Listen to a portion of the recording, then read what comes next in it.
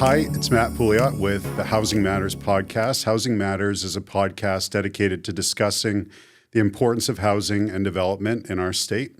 It's hosted by me, Matt Pouliot of Pouliot Real Estate, and we aim to inform people and the public about the significance of housing initiatives, the intricacies of development, and how individuals can secure their dream homes. Today, I am thrilled to have our guest, Paul Peck. Paul is a gentleman who I've gotten to know over the years as someone who is an astute developer with a lot of experience in our state, but he really brings a unique experience as a real estate developer, attorney, and board member, and past, present, and current member and chair of the Public Policy Committee with the Maine Real Estate Development Association, also known as MEREDA. He's also the vice president of the Western Maine Mountains Housing, a nonprofit working to bring critical workforce housing to the Western Maine Mountains. And today we're going to be talking about a varied number of topics. But Paul, I wanted to kind of start by, how'd you get into real estate development? You know, it's not something that we go to college for per se. It's not necessarily a degree that you see as a selection to do. I'm curious how you stumbled into this.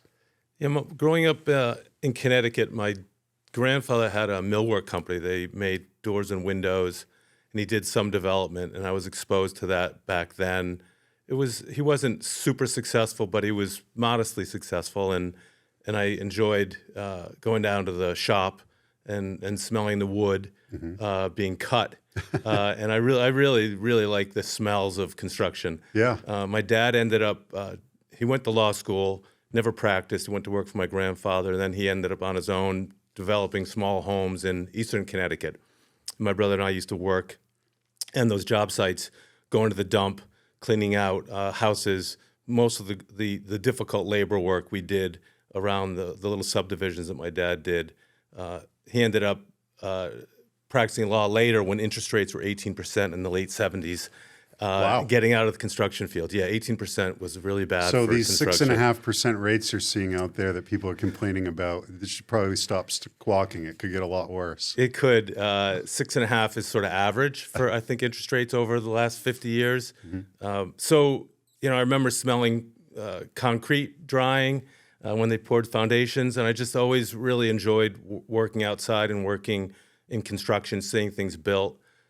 I went to law school, and I ended up buying a house lot in Falmouth at an auction, and that was my first house, hired a contractor, built it, and sold it, and that was my first deal back in the early 90s, I think it was. Wow. Yeah, so I just sort of have it in my blood. I also, very much enjoy practicing law and helping people with their issues, but construction and building something is exciting and fun, and it's a great industry and great field. I'm curious how you navigate that. I mean, you have your day-to-day, if you will, as an attorney, helping people with those legal issues. How do you balance that, Because I think a lot of times there are maybe other professionals out there who could contribute to the built environment, but they don't necessarily see how they might do that because their role might be accountant or attorney or doctor, Like how do those go together? I was really lucky when I started at Drummond & Drummond in 92 or so. They allowed me to do other things. Some law firms wouldn't, but they allowed me to do my own real estate matters, which was great. I wasn't really an associate, and I wasn't really a partner. I was sort of eat what I killed. So I brought work in, and I got paid. If I didn't bring any work in, I didn't get paid. And that allowed Sounds me... like my job. Exactly. So that allowed me to have some freedom, too, because I would maybe not go out and get work because I had a real estate project going. Yeah. So I was real fortunate that they were flexible and that I set up the flexible program with the firm. It's a great firm, really good guys and good women working there, and I really appreciate the opportunity they've given me to have some freedom to do other things.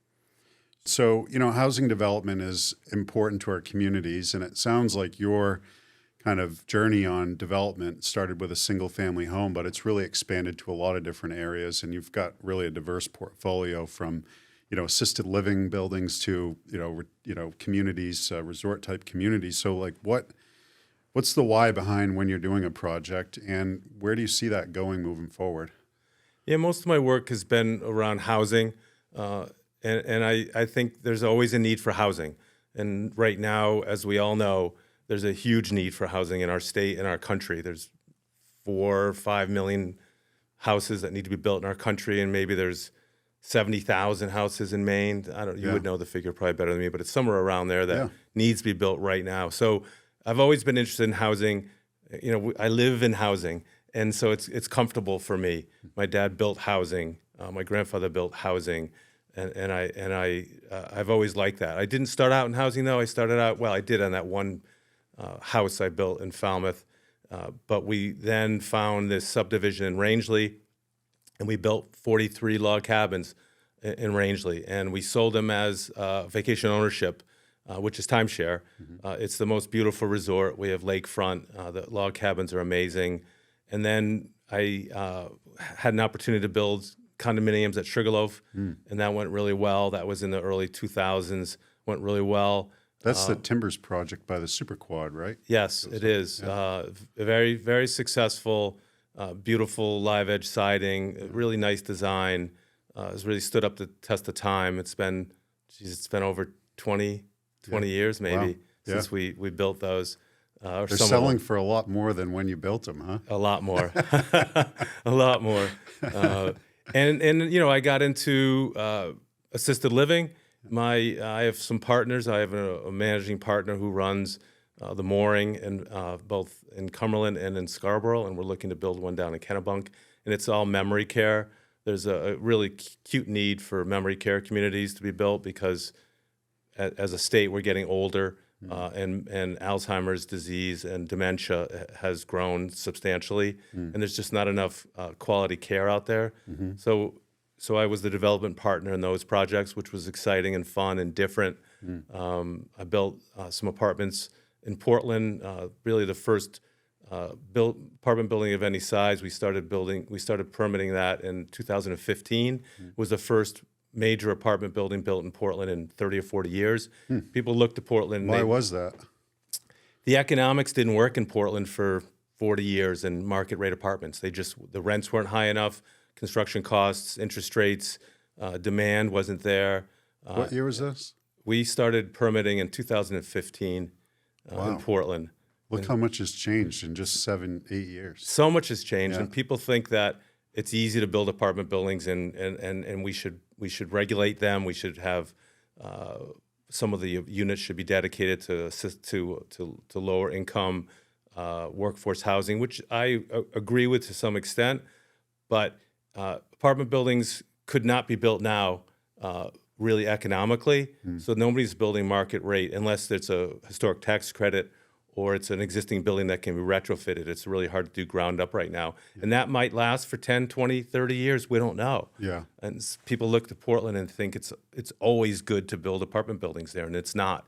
We had a good run from 2015 to 2 years ago, and now with interest rates at much higher rates, construction costs, land costs, it's very difficult to build ground-up apartment buildings right now in Portland or anywhere in the state. Yeah. I think that a lot of folks are not necessarily aware of the economics. I recently had an opportunity to speak to the city council in Augusta when we were discussing a rental housing ordinance, and whether they were going to put a fee in place for that. And I said, look, the reality is a lot of these fees, they would just get passed on to the tenants, and the reality is for a lot of developers, they'd like to rent at the rates that you're talking about. But when you put together all the prices of construction, it adds up to a number that when you go to the bank, they're like, hey, we love your vision, but we don't love your bottom line. And we're not going to lend you the money on this unless you figure out a way to either raise revenue, which comes by raising rents, or get the cost down, or it just doesn't happen.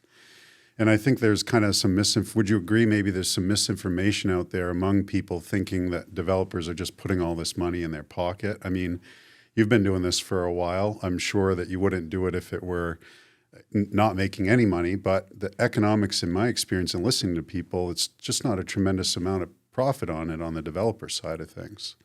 I think the issues with trying to regulate housing through rent control or inclusionary zoning, ensuring that certain units are affordable, can work when the economy is firing on all cylinders and interest rates are low, but that doesn't last. That's a little short picture in time of ideal circumstances to build.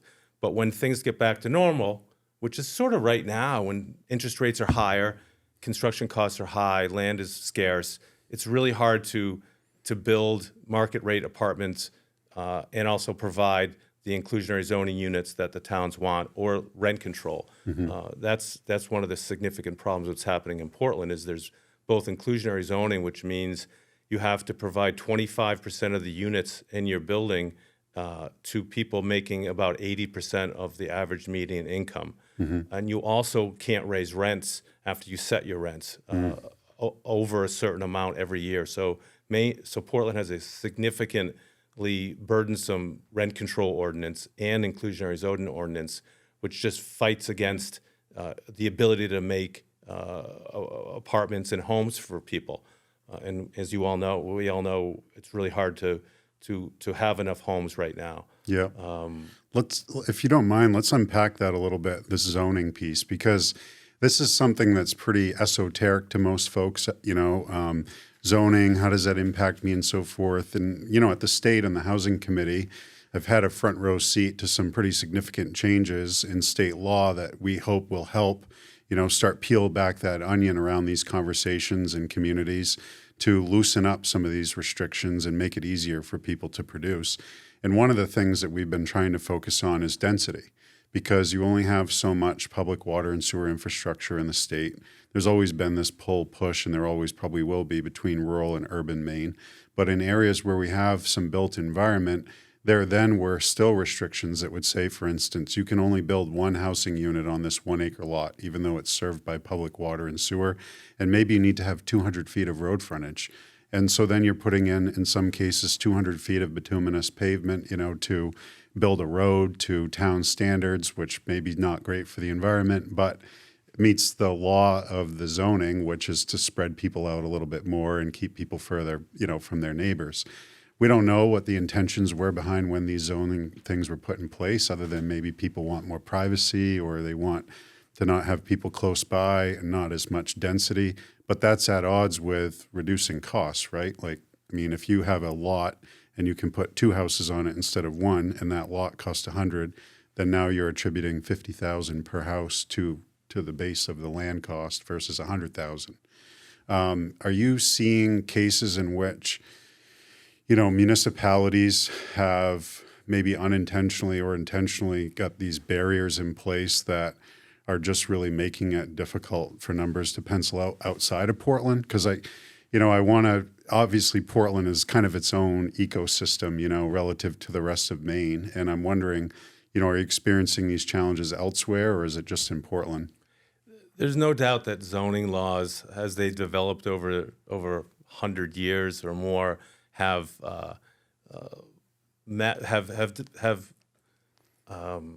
resulted in less housing. For instance, our nonprofit, our housing nonprofit in the Western Maine Mountains, we sought to build 42 units of various types of housing, including house lots, apartments, and condominiums on a lot in Kingfield, Maine, which is a wonderful community. Now, the laws in Kingfield on this site, we had a 7-acre site, would have only allowed us to build about 8 to 12 units.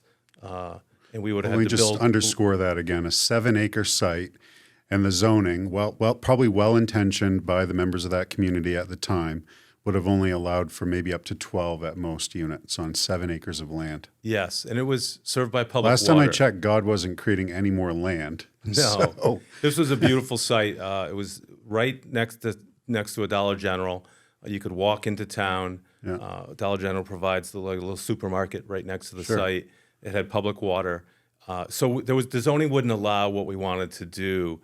And so we worked with the town to establish a contract zone ordinance that they could vote on and pass zoning amendments on specific sites. So that ordinance passed, and we then had to go to a town vote on our plan, and it was soundly defeated. Our plan was soundly defeated by the town. It was like 400 to 150 boat. We got Wow. killed. What was the feedback that you got from people of why they didn't want to build housing for the people that were working right down the road from them? This was all going to be workforce housing. Our first project was going to be 2 9-unit apartment buildings, serving those making 80%, up to 80% AMI. So about $45,000, $55,000 for a single to a family. And they would have been nice 1 2-bedroom safe apartments with sprinkler systems, really up to date, current. There's not a lot of safe, current, up to date real estate in Kingfield. It's So mostly the old. starting salary for a teacher in Maine, as prescribed by law, I was on the education committee when we passed this, is $40,000. So you're telling me a teacher would have been able to afford to live in your apartment building when it was done? Yes, Brand new. absolutely. And they shot it down. They shot it down resoundingly. Wow. And the feedback, and I've said this in other forums, that NIMBYs, not in my backyard. People just don't like change in their communities. Sure. No matter whether it's Kingfield, and I have a story in Freeport, and there's other stories all around the state. People don't like change. They don't want it built near them. And in Kingfield, the NIMBYs thought that we were going to be busing immigrants up from Portland, and they were going to be living here in Kingfield, which was not true. We were going to be serving those in the community. They also didn't want government money, because we're going to use Maine State Housing Funds. They didn't want government money in their town. So that's what we were facing in Kingfield. And I think NIMBYs have many faces. In Freeport, I had a project that the NIMBYs, I had a 30-unit apartment building from right on Main Street that would have been just walkable, wonderful, urban, walk to the train station, water and sewer was provided. And the NIMBYs in Freeport, totally different than the NIMBYs in Kingfield. They didn't want 3-story apartment building in their town center. A flat roof. We had to make it economical, but it was a beautiful building. It had a lot of features that the downtown has. They didn't want that, so they worked really, really hard to defeat that project in Freeport. Long story there. Sure. But NIMBYs have many faces, and every community has them. Yeah. And thank you for the work you've done in the legislature for making some state laws that allow us to build all around the state and not having to face as many of the NIMBY issues. Yeah. There's still work to do. Sure. Yeah. I mean, it's a challenge, and a lot of it just starts with us, and shifting this mindset from NIMBYism, for those who don't know or didn't pick it up, not in my backyard, that acronym stands for that, to YIMBYism, yes, in my backyard. And how do we, it's really a cultural shift and an awareness, I think, among the people that, hey, if we keep saying no to these things, there are a number of things that are going to happen. One, our property taxes are going to go up because there's less people to spread that out to in our community. And some might say, well, the taxes are going to go up if you bring about this kind of housing. Well, the majority of this kind of housing, and your data shows this, does not drive up the cost of the school district or the other, town services. It just, it's already being done, and this is another piece of housing that can take advantage of that, of what's already being done. Someone's already plowing in front of your development. There's probably not a tremendous amount of kids in those size units, to go into the school system, things of these nature. So what ultimately ends up happening is now these folks are still having to pay the tax burden, which goes up and up and up, and there's less people in the community to help spread it out to. The other challenge, is it's really difficult to attract talent to the state to work if they can't find a place to live. I mean, I was reading an article today in the Bangor Daily News about developers struggling to make condos pencil out, But the reality is, for a lot of folks, that's the only price point that they might be able to afford, And people almost leaving the state of Maine because of being outbid multiple times on properties and just saying, hey, there's nothing in Maine for me. And it's kind of been aggregated by our aging population and the lack of people getting into the trades. As the oldest state in the nation, we just have a lot of plumbers that are getting done, a lot of electricians that are hanging up their hat, and there's not too many people following behind. So prices go up. And it's kind of a chicken and an egg story, right? Like, which comes first, the housing or the workers? And I would kind of argue it's the housing, I mean, you're working toward this. Sugarloaf is having a hard time even hiring people to work, at the mountain.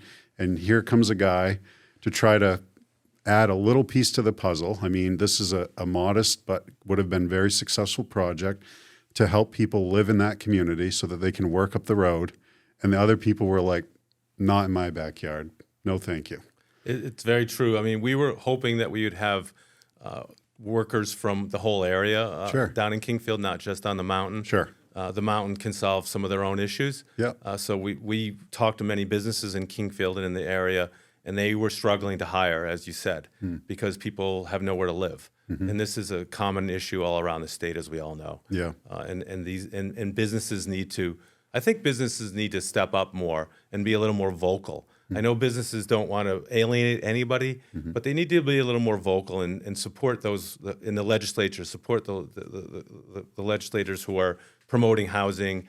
They need to be a little more vocal about, YIMBY issues, yes in my backyard. Sure. I think that would help. That would help the conversation.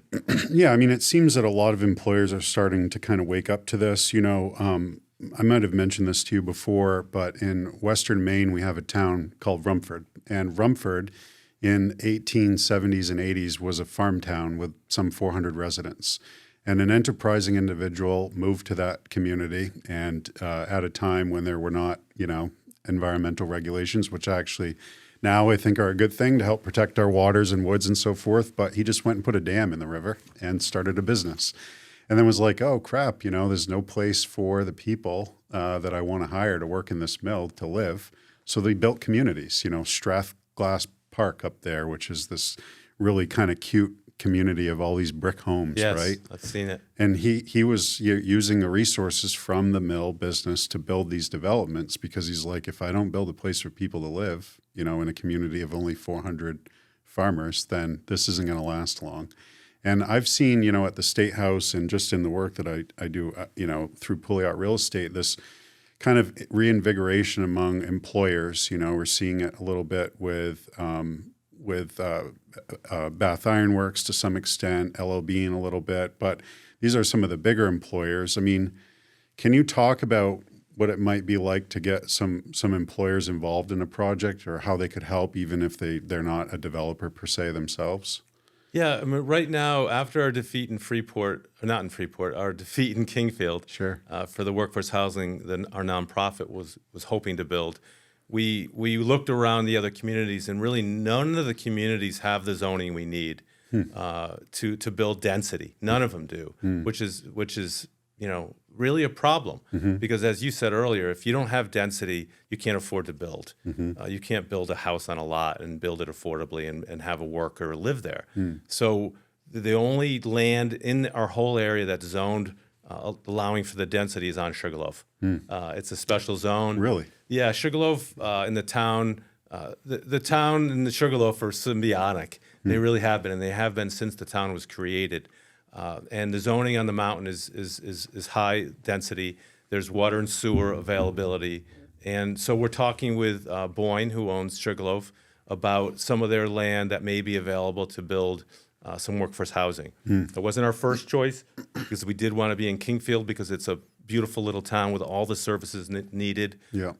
But we don't have the zoning anywhere around other than on Sugarloaf. And we don't want to go to another vote in a town because we just can't afford it. We're a nonprofit. We lost, I think we had about $80,000 invested in the project in Kingfield. Wow. Which is now gone. Wow. Yeah. Yeah, I think a lot of folks don't realize the impact that it has on the ability to continue these projects going forward and how much momentum is lost because there is so much money that needs to be spent pre-development. And this isn't something that developers want to spend.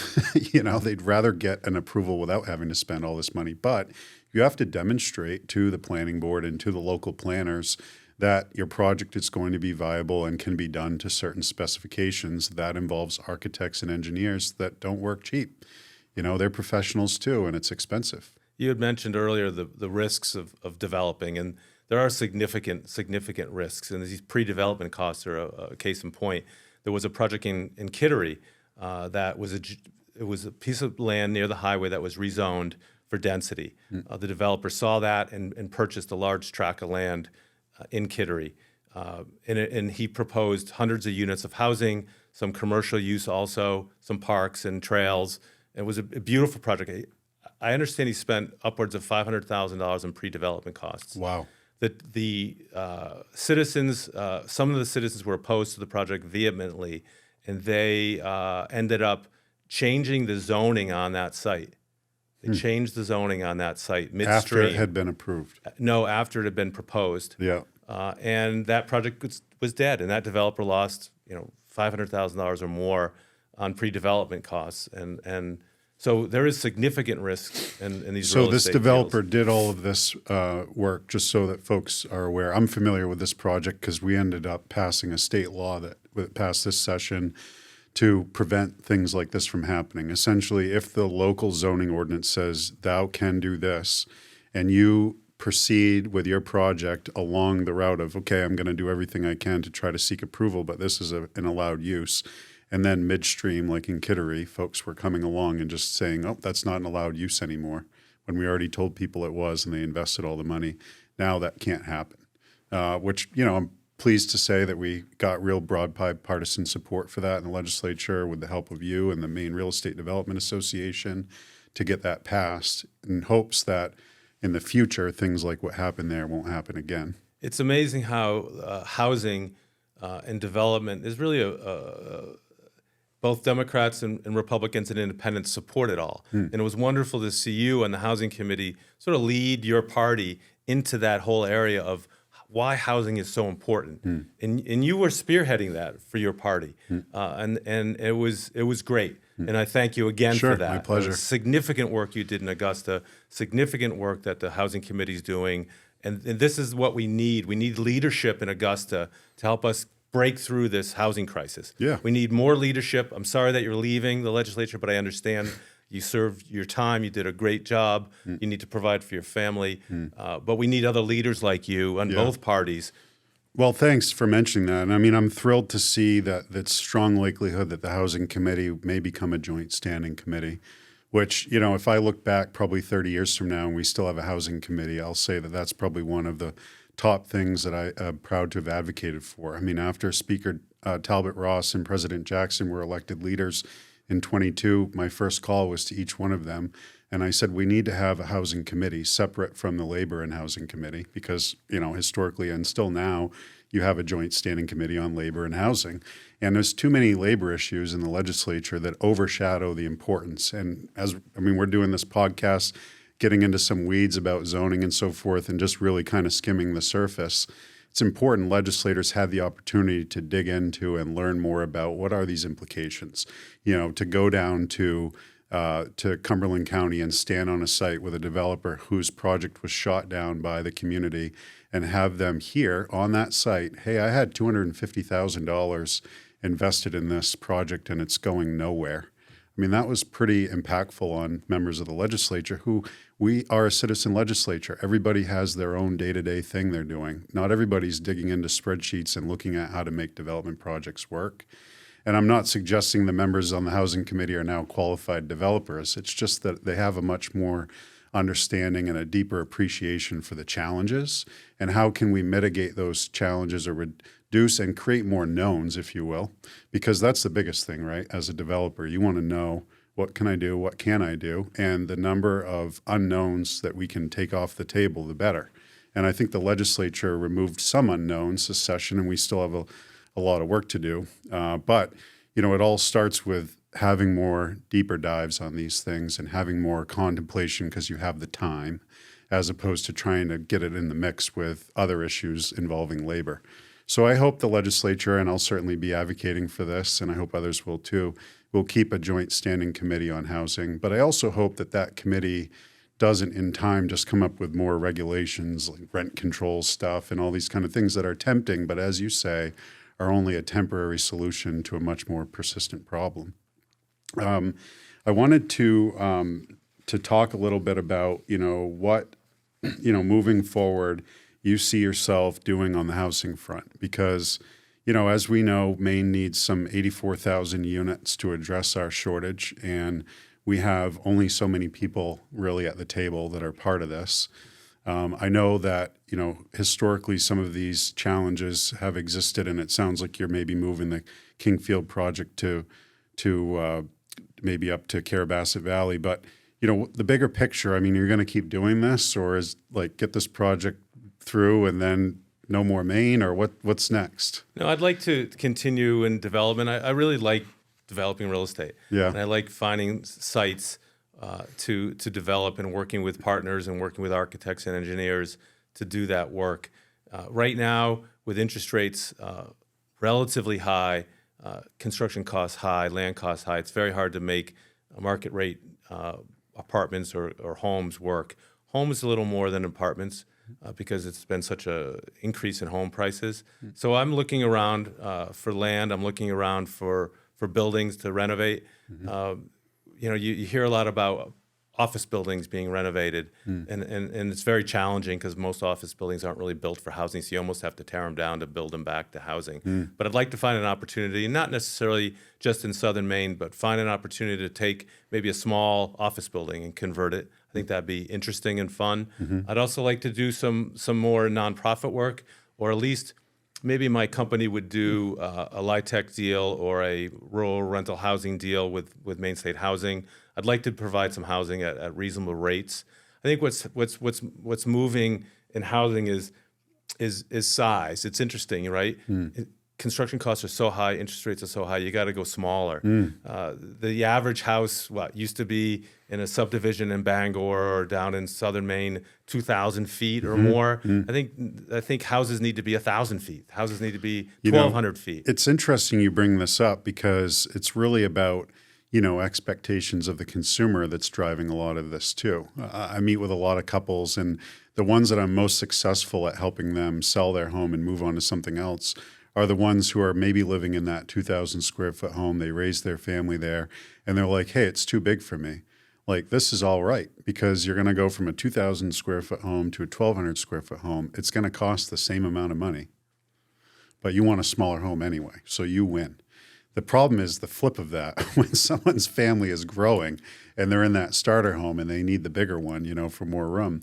But it's also about, and I mentioned this when I was on the radio this morning, 107.9, I went in and Desiree asked me, she's like, what do you think about tiny homes? And I'm like, I think they're great. But you also have to realize that a lot of the problem is with the consumer and not wanting that. Like, a condo might be a good option for somebody, but they don't want a demising wall between their neighbor, or they don't want some HOA making a decision about what color the siding is going to be. They want to decide that on their own. And Mainers by nature are very independent people. When you go outside of the state, when I travel, like, isn't Maine a purple state? I'm like, yeah, we kind of are. We're a pretty independent bunch. And when you bring that into the housing front, people, they want their own thing and they don't want to necessarily share it with others. And we see that zoning play out, like more spread out, more privacy, more rural. And so there's that. And then there's also, let's be honest, like, maybe not a ton of people want to tell their friends and neighbors that they live in a 500 square foot home,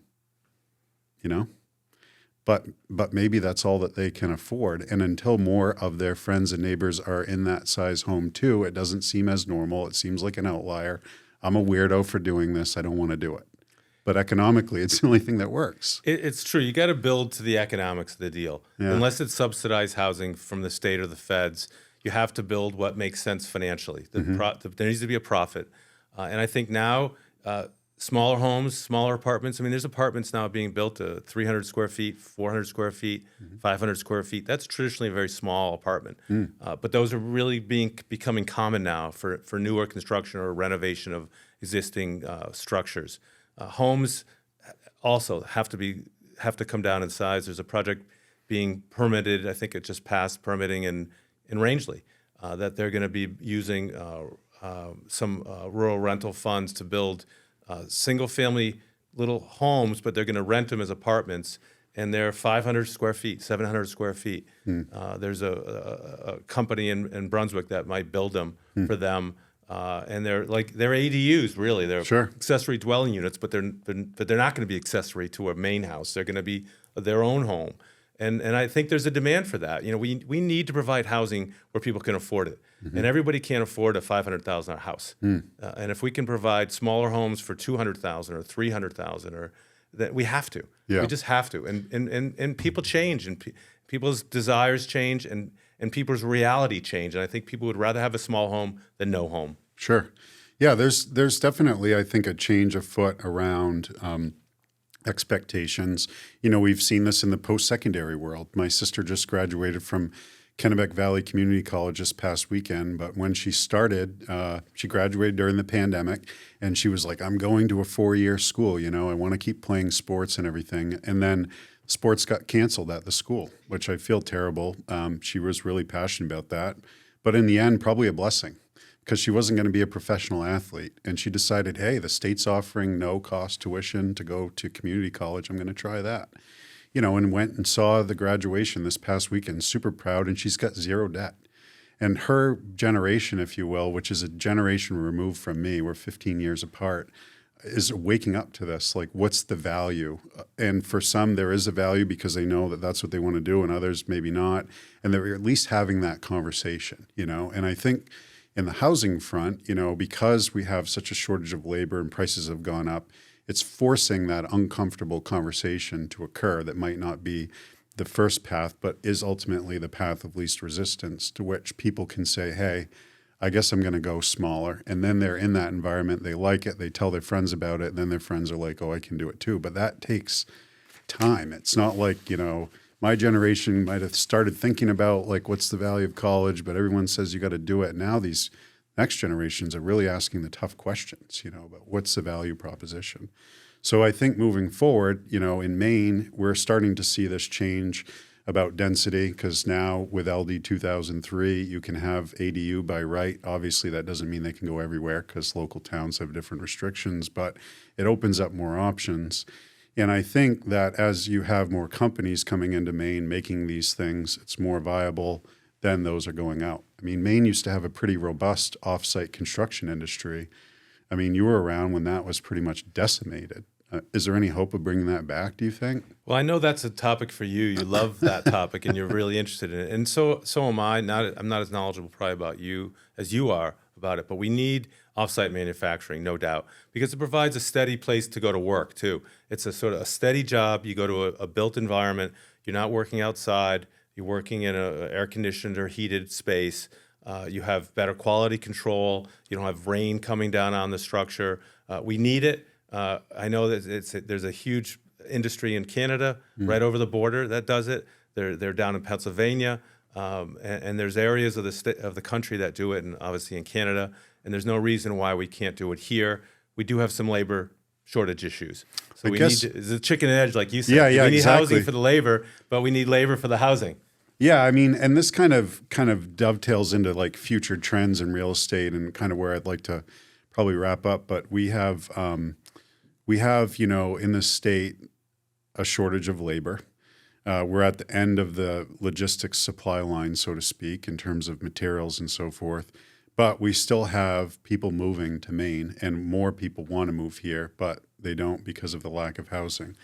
And we just saw recently, last week, the governor of Colorado allocated $37 million in funding for basically taking existing offsite manufacturers and helping them grow up bigger, but also investing in different things. So one of them is this company called Azure, which is 3D printing homes with robots. And I thought Maine was onto something with the 3D printing at University of Maine at Orono, but again, we're a little bit behind. There's this organization out there that's already doing it. And they have units that go from, you know, 100 square feet, getting to your point about small units, up to larger, like 360 square foot, where you could take two of their 180 square foot pods and kind of like stick them together. There's different mix and match. I mean, you're on the front lines of developing. There is design professionals, architects, and engineers involved in this process that need to be convinced about these alternative, you know, ways of doing things. I mean, to what extent is the professional development community having this conversation, and kind of where do you maybe see it going? I think as a developer, and all developers, they look at the bottom line. And till this date, anyways, there hasn't been a significant cost savings for off-site construction. There just hasn't been. There's a time savings. There hasn't been a huge cost savings. And there has been sufficient labor to get things built. So we need an inflection point. And I'm not sure where I think we're close to there, but we're not quite there yet. Because I do think that if there's a need, if it's going to save money or time for a developer, then the business will locate here and build a factory here, or take over one of the factories, maybe in Oxford, that is sitting empty, that used to produce lots of modules for homes. Do you think that starts by the development community making the call for demand, or it's, again, we keep having this kind of analogy of chicken and egg. I can't think of another one, but it's like, what comes first, the factory or the demand from the developer saying, I want you to come here and do this, and if you do this, I'll commit to these. Yeah, I think the risks in building a factory to build homes are huge. Sure. A huge investment. Yeah. And although it's totally needed, it sounds like in Colorado, the states recognize the need and the risk, and that the private sector will not step in right now, so they need a little help. Yeah. And we've done that with industries throughout the forming of the country. We've subsidized some industries that we think are critical. Sure. And maybe we need that here in Maine to subsidize to some degree a offsite construction company to come here and build something. Take a little risk off the table. There'd still be a lot of risk for the developer and the business owner, but possibly take some risk off. Yeah, yeah. Yeah, it's kind of interesting, I think, to think about these things a little bit outside the box, because it's not something banks are comfortable with, per se. It's not something architects want to really design their projects to fit. I mean, there's a whole host of people that are involved in the development, not just the developer saying, I want this.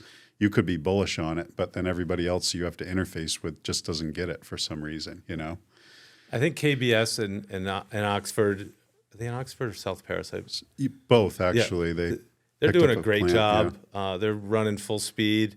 And I know they're a company that's owned out of, I think Wisconsin owns them. Yep. But I know that Kaplan Thompson Architects is working with them on their Bright Built line of modular homes. Yeah. And they're beautiful, energy efficient. They're not inexpensive. Right. So we need to find, how do we build inexpensive off-site construction? How do we do that? Yeah. I saw a couple modules coming up from Pennsylvania this morning when I came up for this interview. Oh, no kidding. Yeah. So you're like, Matt's going to want to talk about these. There's definitely a established industry in Pennsylvania. Yeah, I mean, I think that it does provide an opportunity to create foundational jobs in the community where the plant is, but also a controlled environment in which both women and men can feel comfortable going to work on a fixed schedule. Not like, hey, the job's in Searsport today and tomorrow it's in Belfast and the next day it's in Kingfield. Like, how do you raise a family running around the state like that, No doubt. But at the same time, that machine, once it gets going, you got to feed that beast forever or else the plant just dies. Yes. That's kind of what happened to Oxford. Yeah, it's interesting. I think that there's a lot of promise and there's a lot of demand, for anybody that's wondering or maybe listening to this, whether or not Maine is a state in which, you should do business. Yes, I think that there is always going to be challenges in any state as it relates to NIMBYs and zoning and so forth. And Maine has a culture of people rolling up their sleeves and getting things done.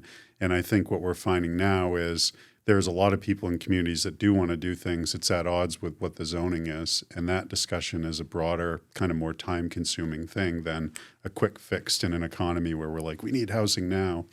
And we're like, okay, let's put it here. And they're like, that needs a zoning change, and it's going to take 6 months. And it just slows things down. The exciting thing about what's happening now is people are discovering Maine even more than they ever have. Sure. Right? I came up to Maine in '88. I'm not a Mainer. I wasn't born here. My kids were. My kids were Mainers. They were born here. Yeah. And I saw how beautiful the state was and what it offered for a lifestyle and a headspace. You really, it's very enjoyable living in Maine. Yeah. And people are seeing that now. And with migration patterns changing, with all the environmental issues that are happening with the storms down south and out west and fires, we don't have that here in Maine. We have a pretty stable environment here in Maine. And I think we're going to be getting more migration, and we need to fill those. We need to have those people have homes. Yeah. But it's an exciting opportunity for Maine. It's huge, yeah. And we have water, Paul. Clean water. Clean water. I mean, people out west would really want that. Yes. These hot winds, Santa Ana winds, blowing across California, people are on fire. It's like, come to Maine. There's water. Huge opportunity. There's people will be coming here. Not that it's a good thing, but there's going to be a way to get over to Asia through the Arctic. Yeah. Because the ice caps are melting to some degree, and they'll be shipping out of Maine, cross the Arctic into Asia, which will open up tons of jobs and tons of opportunity. It's very exciting, the opportunities that we have in Maine. Yeah, Really and exciting. the work that you're doing to bring about that density and these projects and have these difficult conversations, which frankly cost the organizations you're with and sometimes yourself a lot of money, you know. And let's be real, there's a lot of people out there that aren't willing to risk losing those kind of resources. So thank you for stepping up to the plate to be willing to do it and continue having this conversation. But it is that smart growth approach, that increased density that is going to protect the environment more so. You know, this idea that we need people spread out so that we have a more rural feel and so forth actually is at odds with protecting the beautiful things that you just talked about are a reason why people want to be in Maine. When you look at, you know, this division of the United States and you unpack it some more, there is a lot of correlation between zoning and these red and blue states. You know, red states like Texas, very low zoning requirements, come here, build their buildings through the roof, costs of homes are lower.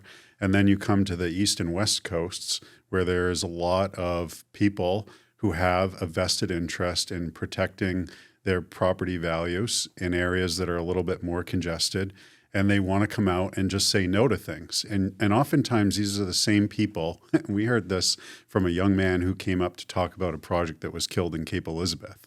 And he's like, these are supposed to be the most open-minded, you know, welcoming, you know, big tent-minded folks. And then when it comes to, you know, building housing that we need to help all these people that we say we're supporting, we say no, because it's going to impact my property values. And there's this whole thing going on right now, this kind of transfer of wealth in our country from the younger generation to baby boomers, I know. And if you look at people that have those vested interests and those are their assets and those things need to be protected, it's very difficult for them to say, well, I'm not interested in kind of protecting that or taking an action that I perceive will protect that. So I'm just going to say no because that's my nest egg, that's my security, and I need that to survive. And it's coming at the expense of 18 to 40-year-olds in this country who are at the other end of the spectrum trying to get off the ground, and they can't because these folks who are protecting what it is that they've worked their whole life to get are basically just saying no. It's crazy. It's crazy. You know, local control. We all like local control. We want to have a safe in what happens in our town. But when it comes to housing, local control is really run amok. Yeah, absolutely. And this patchwork of zoning makes it also difficult for predictability. I mean, there's an effort going on nationally to look at creating this whole national kind of zoning database and then overlay that through AI so that you can tell what can be done where. And I'm really anxious to see this come together because then you'll be able to see a map of the whole United States and you can look at like hotspots where, hey, it's great for development here and here it's not. And they've already done a lot of this work and you look at it and the data proves out, you know, you've got certain areas where, you know, and this isn't to make things partisan, but areas that are traditionally blue states are generally more restrictive on the creation of housing. And when you do see the creation of housing, usually it's vis-a-vis subsidized, you know, units being built and so forth, which is definitely a need for, particularly with what certain area median incomes are in different areas of the country. But it can't be the only solution, you know. Otherwise, then everybody's going to be living on a Section 8 housing voucher someday in a subsidized apartment building, and I don't think that's the America that we all sought to create, you know. Absolutely. As far as what we can do as developers, I think we have to always reach out to the community, and we do reach out to the community, tell them what we're doing. Take their input, maybe make some changes to the projects that we're doing to satisfy them. But pretty much as a developer, you're always looking at the economics. Yeah. And is taking the risk, because, you know, I did a project in Yarmouth, 24-unit apartment, two 12-unit apartment buildings in Yarmouth. I signed on a $4 million loan, signed personally. So if the loan goes bad, they're coming for all your stuff. They're going to take everything I have. Yeah. And that's scary. So you want to be able to pencil out your project at the beginning that you're going to make enough money on the money that you're investing to satisfy yourself that it's worth the risk. Right. And the risk is everything. You're signing, the banks want to get paid naturally, and they're going to come after you if your project doesn't work. Yeah. If the rents go down or you have a lot of vacancy, they're going to come after you. And so developers have to look at that risk reward. Sure. And it's all based on economics. It seems like a lot of the people that are still at the table are the people that are really passionate like you, that love the smell of a construction site, that love the smell of drying concrete. It's funny you mentioned that. This morning I do this workout that requires me to kind of like put my nose up against the concrete wall in my basement. And it does have a really good smell to it. Almost should make a candle out of it, construction candle. But, you know, you have that passion, you have that drive that maybe some other people who are just only looking at the bottom line would not even get into these waters. It would be great to have a bunch of new developers come in, and there always are. I mean, you're a new developer. You're you're younger than me. I'm an old guy. We have the same haircut. I'm still a baby boomer. Yeah, no offense to boomers out there, by the way. It's just the reality of what's happening. But it is risky. And so we need to find ways to bring young developers in the market, and we have to recognize how risky it is and help them. And I think our organization, the Maine Real Estate Development Association, we have a young members group that we're trying to provide help with young developers and give them guidance and connect them with each other and connect them with a broader community. So there is kind of an ecosystem out there that folks can tap into. Maine Real Estate Development Association. I know for those listening, there's an organization called Build Maine that's doing some good work, and then the Grow Smart Maine as well. So there are different coalitions. I mean, are there weekly meetings, monthly meetings? How would people get involved with Maine Real Estate Development Association if they wanted to? Yeah, I think there's monthly meetings of every committee that we have, and then in the younger members, a group, Develop Me, it's called. They meet monthly, and you can contact MEREDA through Shelley Clark, who's our executive director, who's wonderful, and sort of work with people in your community to build something. It'd be great. Yeah. We have Developer 101 type breakfasts or lunches to have you meet bankers and have you meet insurance agents and have you meet builders and architects. It's a great program, and we need more developers. Well, I really appreciate that you started this by talking about how you started with one single family home. And I think people have different perceptions of developers. Everyone listening's got their own view of what a developer is, but realistically, it can be somebody that's going out and building single-family homes in a community, or taking a single-family home and turning it into a 2 or a 3 unit, maybe some kind of adaptive reuse, all the way up to these huge projects like the timbers at Sugarloaf, for instance. There's a role at all parts of that journey, and people shouldn't feel like that they're not qualified to do this, because if you're a U.S. citizen and you're breathing, you're qualified to do this, Absolutely. I think, and there are people around who want to help with it. I mean, you've been great in mentoring me on things over the time and saying, hey, maybe this, or consider that, or talk to these people, or, and it seems like there are a lot of folks in this state who are willing to do that if just asked. And I was just going to say, I'm happy to answer it. Somebody wants to call me or send me an email, my website, lwsdevelopment.com, paul@lwsdevelopment.com. Happy to talk to anybody about anything.